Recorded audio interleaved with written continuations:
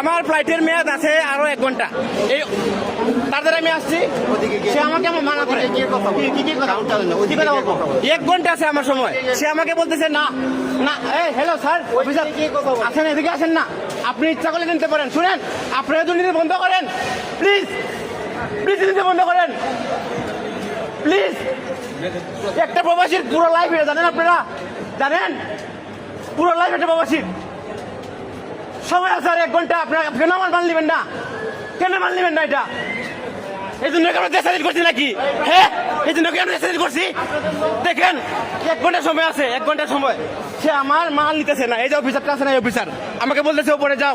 আমি পরে গেছি, যাওয়ার পর আমাকে বলতেছে অন্য ফ্লাইট দিবে 30,000 টাকা দেওয়ার জন্য। এটা কি রে ভাই? এটা কি মকের মূল্য নাকি এটা? হ্যাঁ, এটা মকের মূল্য নাকি এটা? হ্যাঁ, 10 বছর ধরে 10 বছর ধরে আমি দেশে রেমিটেন্স পাঠাই, 10 বছর ধরে। এটা কেমন কোনো মূল্য নাই? হ্যাঁ ভাই আপনার লোক নেন সরান। কে লুট নিব? কে লুট নিব? আপনি কে? Who are you?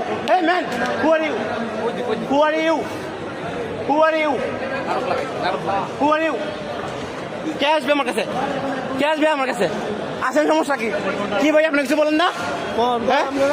কিছু বলেন না? কে লেগা ওখানে হইতেছে না? হ্যাঁ? স্যার, স্যার আমার সময় আছে আর 1 ঘন্টা। স্যার, সে আমার কাছ থেকে আমাকে বলতেছে উপরে যাও। আমি উপরে গেছি, আমাকে বলে 30,000 টাকা দাও।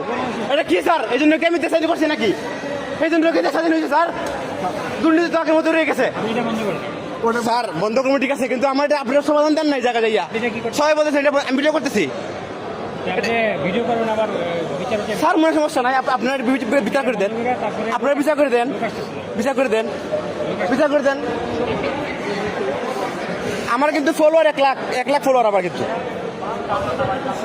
এই হচ্ছে বাংলাদেশের দুর্নীতি। দেখছেন, 1 ঘন্টা আমার টাইম আছে, 1 ঘন্টা টাইম।